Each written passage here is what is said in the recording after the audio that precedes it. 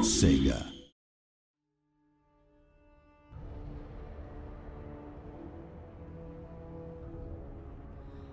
Hello all and welcome to another video for Total War Warhammer. My name is Joey Dalton and I'm joined by Darren McNally, who has played through this battle as the Empire versus the Chaos Warriors. And Darren, tell us a little bit about this map, where we are and what you're doing. Alright, so we're up in the northern areas of Norska, and we're defending as Empire against the Chaos Warriors. So this is a custom battle that we've played previously, or I played it previously, and we're kind of commentating over it in hindsight like we've done with the Vampire Siege. So we're playing at the Golden Monolith. It's just a really nice looking map. It's also available on the campaign map. If you find it on the map, you can just go fight there if you wish. So I thought I'd do this in custom battle. It's a good example of defending against the Chaos Warriors horde as they come down into your lovely lush green Empire territories and lay waste to everything. So it's a good example of what you can experience in the campaign. And so yeah, so let's take a look really quickly over at their armies. Also, just to note, everything you see in the Chaos Warrior army will be present for you to fight against, whether you pre-order or not. Right, so here we go. This is the Chaos Chariot. They're armoured and they're anti-infantry. They're looking absolutely badass as well. Yeah, pretty terrifying, I've got to say. Look at their horns. Yeah, so everything with Chaos is embroidered again with skulls and spikes and metal and just, you know, like really evil looking kind of race. So over here we have the Chaos Knights, again armoured and shielded. You've got flames coming off the hooves of their cavalry and their eyes as well. Even their shields have flames just coming off them constantly. I think their shields are amazing. Then we've got the Chaos Warhounds, which have scaly skin. They're very fast and they're weak to armour. So scaly skin is like a type of armour? Yeah, so they're good against missiles essentially, and they're super fast, so they can actually just basically dodge them. Chaos Marauders, which are your kind of basic infantry, your kind of low tier basic infantry. They're shielded, so they're decent in combat as well. But behind them we have the Chaos Warriors themselves, which are the armored and which are also armored and shielded. They're kind of just the upgrade to the Marauders. They're much more powerful, much stronger in melee, much stronger in defense. Then over here we have the Chosen. Now these guys, it's getting pretty serious now when you get over these guys. They're looking pretty badass. They've got even more spikes on their shields. And that basically means that they're more armored and they're more shielded, and they're very powerful in melee combat. And they have their great weapons variant over here, which means they ditch the shield and they just use two hands for their sword, for their weapon here, and it's extremely powerful. Really good armor piercing damage on them as well. So those are the guys we want to watch out for the most in this battle. I think I'm watching out for this guy. That's true actually. So this is the Chaos Giant. Pretty much does what it says on the tin. He's massive and he's ripped to shreds with bones and stuff all through his skin and his face. That's what we got here. Hell Cannon's really cool. It's got like bulging organic material on the back, and it's like this just insanely massive death machine that they can wheel around. You said it. Here we have the Chaos Trolls. Basically, again, do what they say in the tin. They can regenerate. They have poor leadership, so what happens a lot with these guys is they go into combat, they kind of do a lot of damage, then they kind of back out, they regenerate and come back in. They can flee pretty quickly. Yeah, and speaking of, I think they have fleas all over them. You can see them picking away at themselves. Then over here, lastly, we have the Chaos Warhounds. These are the poison variation. So you notice they have a kind of greenish tint to them as well. Basically, poison does speed damage and damages your overall strength as well. So when you get attacked by them, you're not as powerful. So you want to watch out for them. Again, just like a more powerful version of the other Warhounds. So the fade to black there, just for people who are wondering, is basically I had to enable a dev command to allow me to see beyond the fog of war to show you those units, because I am playing as the Empire, and normally they're hidden in the shroud, so I've just re-enabled that, went out and went back in. Here I am playing as the Empire. That's the Reichsguard unit there. You might have seen them in an introducing video. They're like really good shock cavalry. And then I just have some spears on the flanks. These are just spearmen. Pretty basic infantry unit. It's worth mentioning we've got Karl Franz fighting this battle, which we'll get to in a second, against Archaon the Everchosen. And a Celestial Wizard down here as well. Celestial Wizard that you might have noticed from Blackfire Pass on the announced trailer that we did a long time ago. And Karl Franz riding Deathclaw up here. I always think Deathclaw's really cute from behind because you can see his little paws. He's not meant to be cute. No, he's ferocious. He's got claws on the front. He is ferocious and very menacing. Yeah. So Karl Franz has got his emblem embroidered on him as well, and on his breastplate. So over to the army then, we've just got more sword infantry on the left. We've got great swords which will move over into the center. These are like the really high tier unit. You know, they're called great for a reason. They're basically the best you can get. They're very, very powerful, high-tier sword infantry, and I put them in my front line to really hold off the Chaos Warriors' invasion of, like, you know, the Chosen and the really high-tier infantry that they're going to throw at me. Then we have the Halberdiers. That's right. Which is another Empire unit. Basically another high-tier Empire unit that's really good against anti-large, so they're perfect for fighting the Giant or the Trolls or any kind of cavalry as well. So here we have the Hellblaster volley gun, which essentially has like 9 barrels on it. It's kind of fires like almost like a minigun. And It's then short range, right? Very short range. And then we have the opposite to that, which is the Hellstorm rocket battery, which is like very long range, but does a lot of splash damage. So one is very focused and short range, one is very long and splashy, essentially. These are And then- handgunners? Yep, these are the handgunners. Then I've got 2 of these at the back, just kind of firing over the artillery as they get close. They're just in range of my front line as well, so they can fire on any large monsters that are in the front lines as well to weaken them. It's one of my favourites here. It's the Luminarch of Heesh. Yeah, it looks absolutely gorgeous as well. Got the little dude holding his scroll and his candle, and the other guy holding the ball. I think, yes, you need someone to hold a candle at the front. Yeah, well, you know. Well, actually, they have candles on the horses as well. I was going to say you can't just let anybody take It's very them. But important. yeah. So we've got more spearmen then on the flanks, so I've just kind of gone for a nice balanced build here. We've got a Pegasus with a light wizard on top. So we'll get to some of his spells throughout the battle, but we've never seen a light wizard before, I don't think. And they're very, very powerful. They're kind of more used for like buffing and using hexes more than direct damage spells, but we'll get to that. And then my favorite unit, which is the Demigryph Knights out in the woods. They're actually hidden over here. They're very heavy shot cavalry, very good, probably the best shot cavalry you can get, but they're very slow. And they look absolutely brilliant with their shields that are actually like Demigryph shields and stuff. It looks really, really nice. So do you have a strategy here with this, or are you just kind of going to play reactionary and see what is going to come at you? So I did play reactionary, basically, and we'll see that they throw some things my way that you just cannot plan for. But what I'm doing here is keeping my artillery back. I am downhill, which is a problem, but even if I deploy at the front, I'm still going to be fighting downhill, and I can't move my artillery anywhere, really. And I didn't want to just bunch up completely on the left side, you know, I wanted to go for like a nice, aesthetically pleasing battle as well. So just for those of you who are going to say, like, you should have been on the left or up the hills, I thought about it, but I thought I could do better from down here.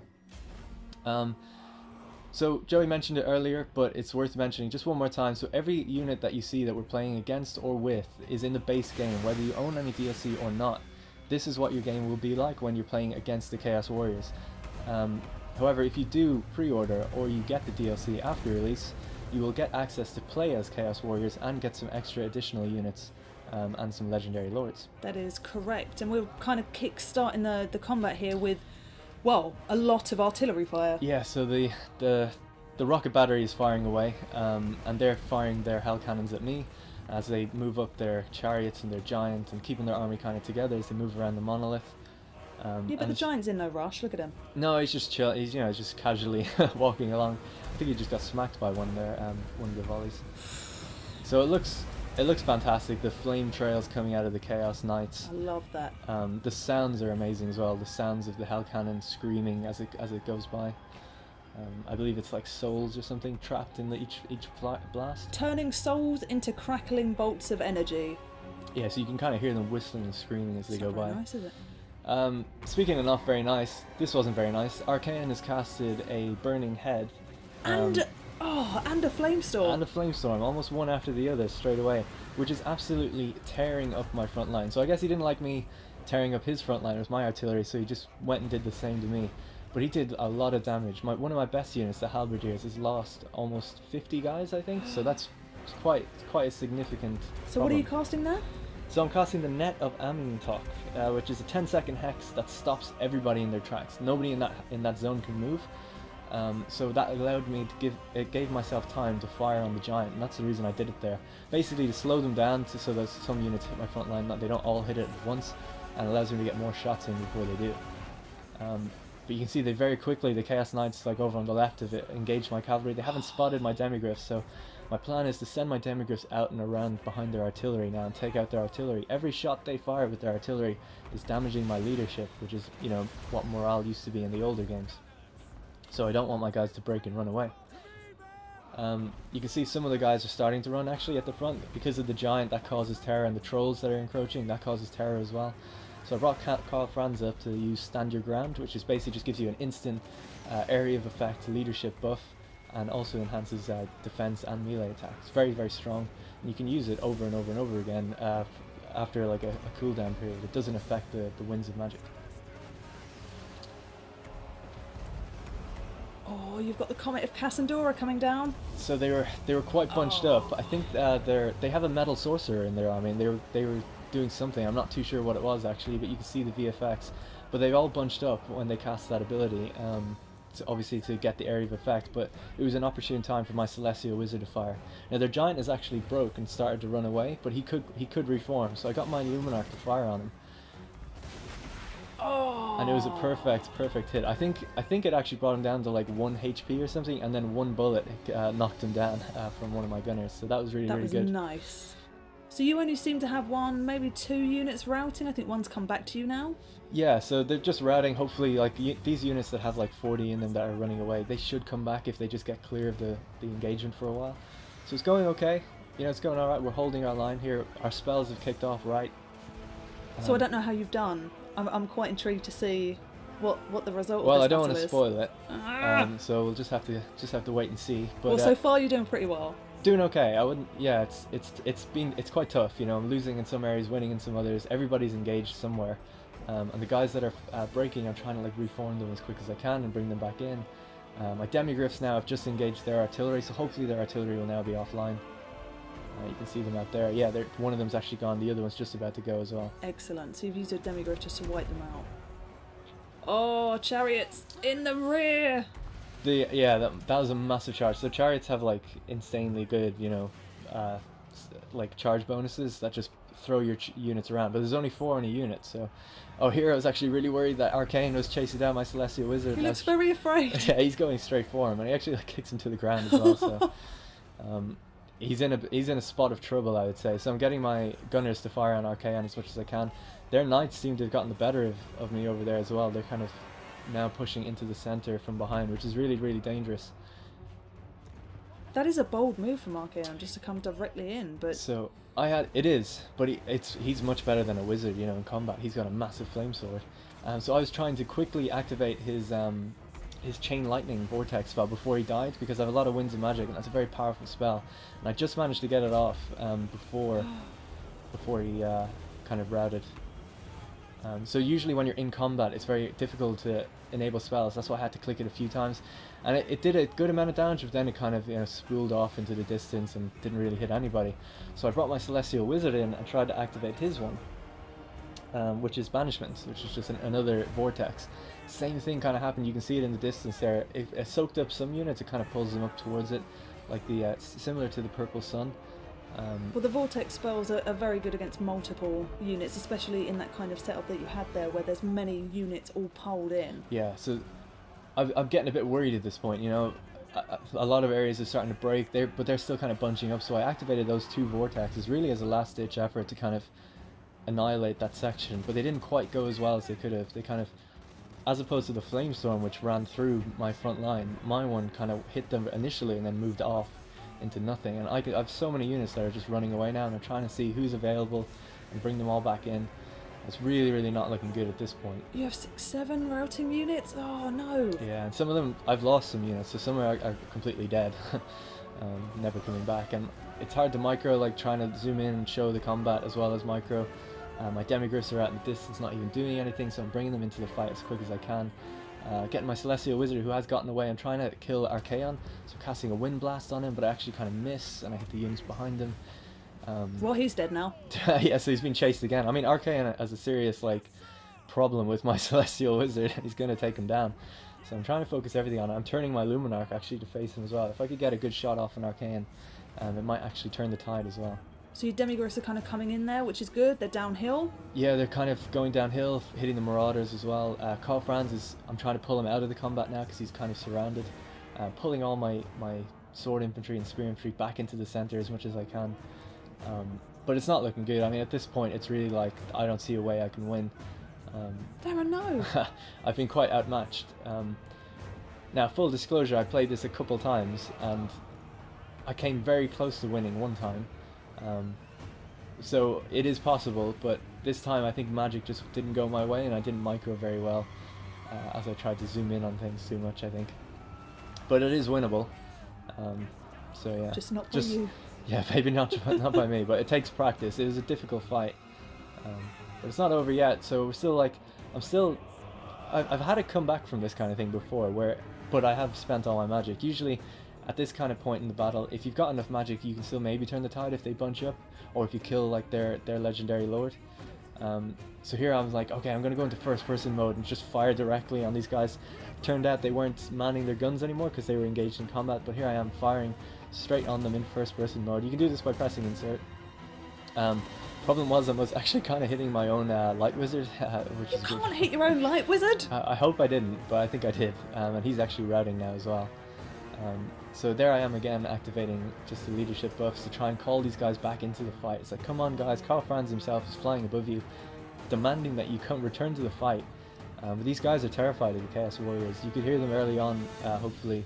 They literally say it in the deployment, you know, like, we can't win this, the Chaos are too powerful, which is really, really cool. That's a lot of units lost, and Yeah. a lot of routing units as well. Your artillery is now completely offline, Yeah. and no one is manning it. My Luminarch, it was wavering, it just came back, and they're getting crushed by another charge.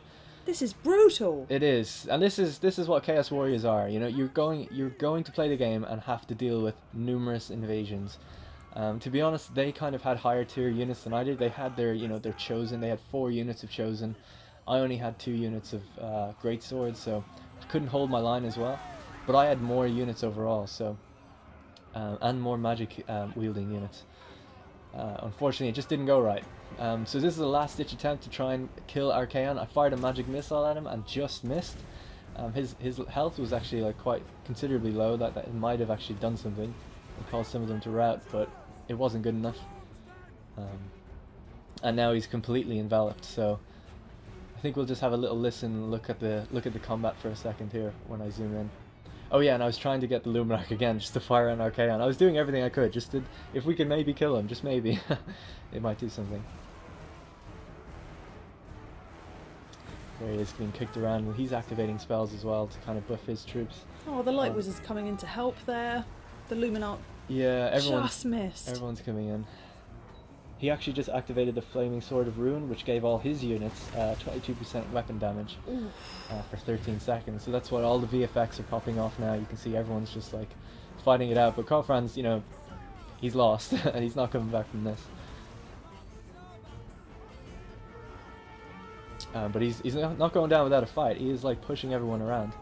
And that's it. So he ran away, and Karl Franz is hopefully going to get away and retreat back to Altdorf maybe and defend against another Chaos Horde if he can muster his troops.